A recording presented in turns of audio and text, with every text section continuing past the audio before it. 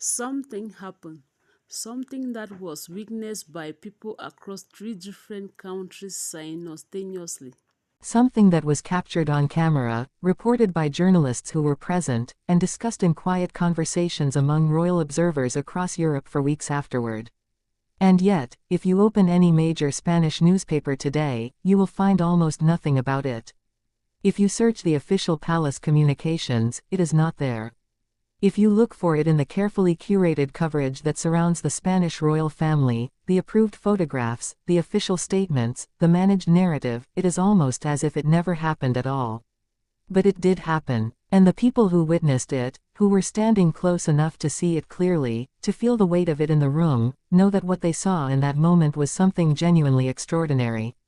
Not a scandal, not a crisis, not the kind of story that damages reputations or topples institutions. Something rarer than any of those things. A moment of such complete and unexpected truth, emerging from a young woman who has been trained since childhood to manage every public moment with flawless precision. That the room went quiet. Not the polite, choreographed quiet of a formal royal occasion. The instinctive, involuntary quiet that falls over people when they suddenly realize they are witnessing something real. Stay with me, because in the next 10 minutes I am going to take you completely inside that moment. I am going to show you what led to it, what happened during it, and most importantly, why nobody in Spain is talking about it. And why that silence, that deliberate, careful, telling silence, is itself the most revealing thing of all. Before we get to the moment itself, and I promise you we are going there, completely and without holding anything back, I need to give you something essential. The context that makes this moment not just interesting but genuinely historic. Because without understanding who Princess Leonor is, who she has been quietly becoming over the past several years, away from cameras and official appearances and palace schedules, the moment I am about to describe to you will land at about half its actual power. And this story deserves to land at full power. So let me take you back. Not to the beginning of Leonor's life, though that story is remarkable enough on its own, but to a specific period, a specific decision, a specific moment in time when the Spanish royal family did something that quietly distinguished them from virtually every other monarchy in Europe. They sent their daughter, their eldest child, the future Queen of Spain, into genuine military service. Not ceremonial military service. Not the carefully managed, appropriately accommodated, royal status respected version of military participation that most European monarchies have traditionally offered their heirs. Genuine service. The General Military Academy in Zaragoza. One of the most demanding military institutions in Europe. Where cadets rise before 5 in the morning and are pushed, physically, mentally, emotionally, to the absolute edges of what a human being is capable of. Where Leonor slept in a military barracks. Where she was given strict instructions that her royal status would earn her absolutely no accommodation, no exception, and no relief from the demands placed on every other cadet. Where she trained, and struggled, and pushed through exhaustion, and got up the next morning and did it again. And then, when most people assumed the hardest part was behind her, she boarded a naval vessel and spent weeks at sea, crossing the Atlantic Ocean as a naval cadet. Thousands of miles from home, from family, from everything familiar and comfortable and safe. At 18 years old. Now, I am telling you all of this not simply to remind you of Leonor's extraordinary journey. I am telling you because of what all of that experience, all of that genuine, unglamorous, privately costly sacrifice, does to a person. What it builds inside them. What it makes permanently, irreversibly true about who they are. Because it is that truth, the truth that was built inside Leonor through years of real sacrifice, that came forward in the moment I am about to describe. Without warning, without permission, without any possibility of being managed or contained or quietly redirected by the team of professionals whose entire professional purpose is to ensure that the image of the future Queen of Spain remains exactly what the palace intends it to be. Stay with me, because we are almost there. The moment happened in public. In a setting that had been prepared, scheduled, and managed with the full precision that surrounds every official appearance by a member of the Spanish royal family. Security assessed, press positions arranged, schedule confirmed, every visible element of the occasion considered and approved. And Leonor arrived exactly as she always arrives at official engagements. Composed, poised, present in the careful, complete way that years of royal training produces. She moved through the occasion with the quiet confidence that has become increasingly characteristic of her public appearances, the confidence not of someone performing a role, but of someone who has spent enough time in genuinely demanding circumstances to know what she is actually capable of. And then the moment happened. It did not announce itself. It did not give the palace communications team any warning.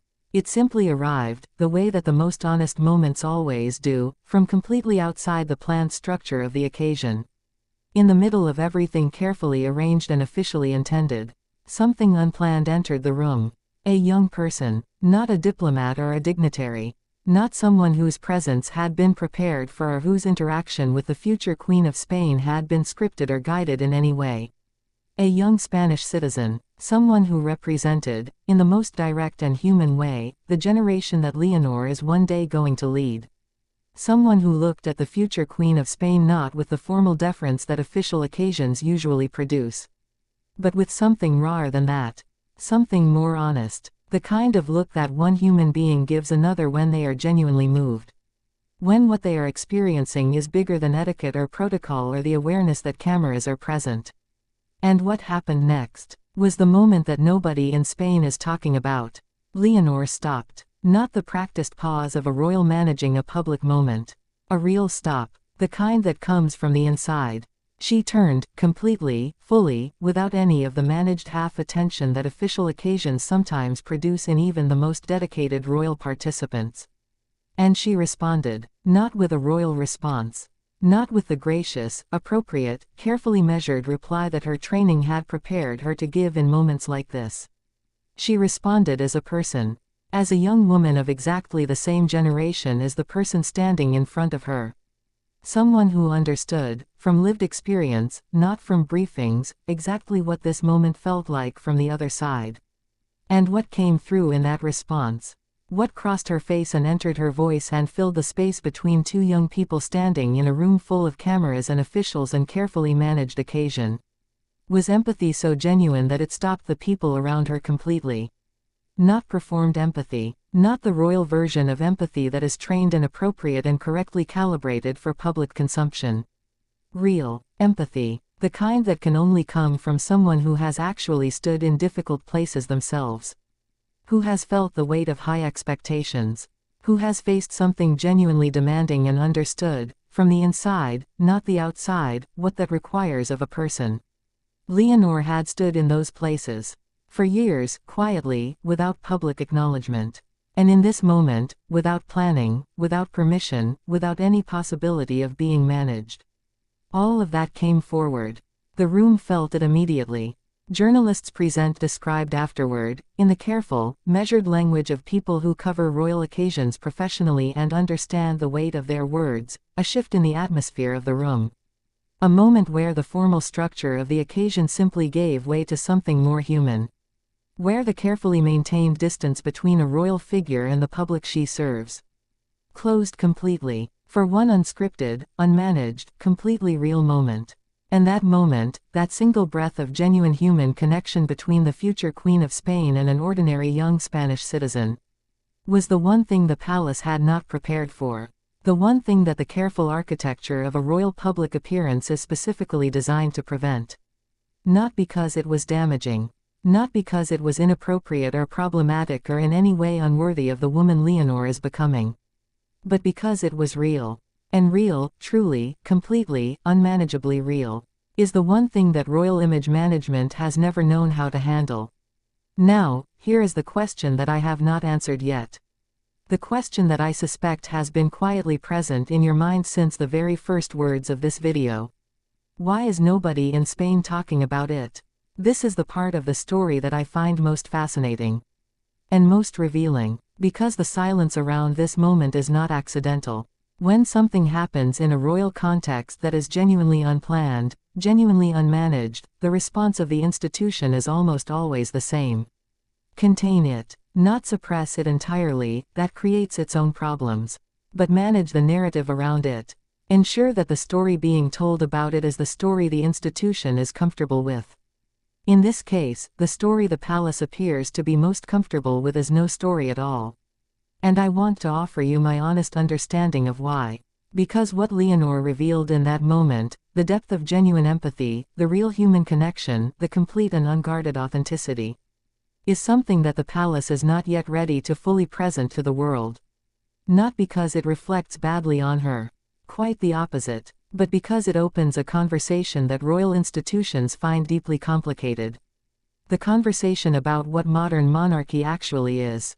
What it is for. What it owes to the people it serves. And how the human beings inside it, real people, with real feelings and real experiences and real connections to the world around them, are both shaped by and sometimes constrained by the role they carry. Leonor's moment of unguarded humanity opened all of those questions simultaneously. And an institution that has survived for 8 centuries by carefully managing its public narrative is not entirely sure yet how to answer them. So for now, the silence continues. But here is what I know with complete certainty. The silence will not last forever.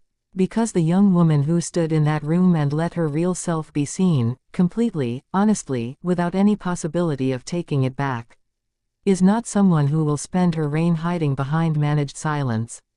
She has already shown us who she is. In the places where nobody was supposed to be watching.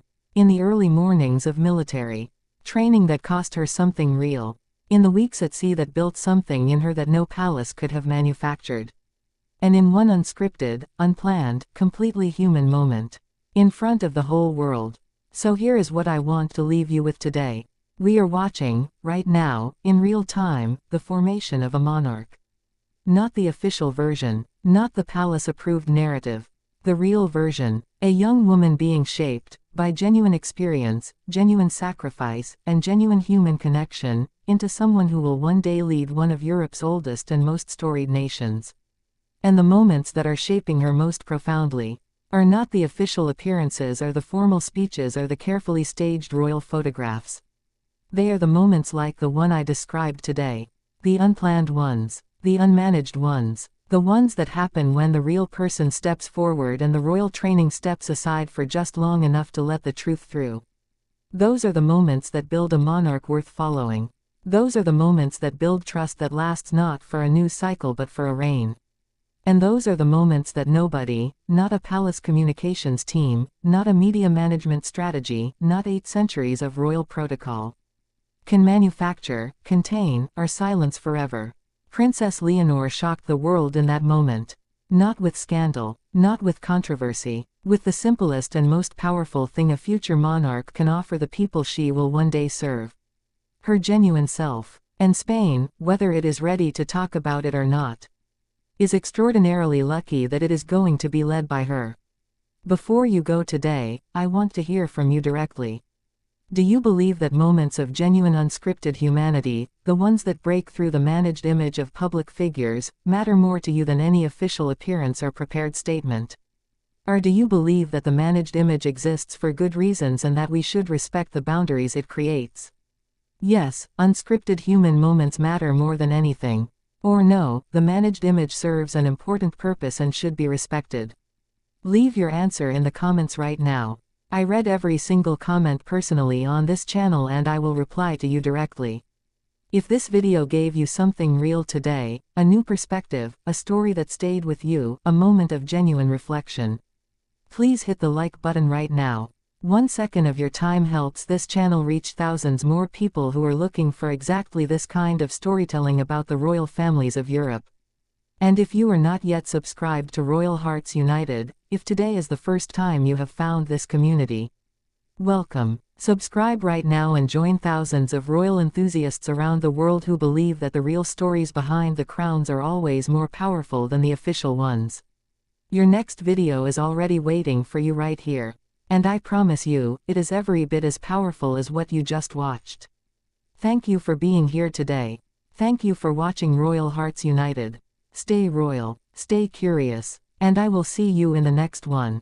Crown.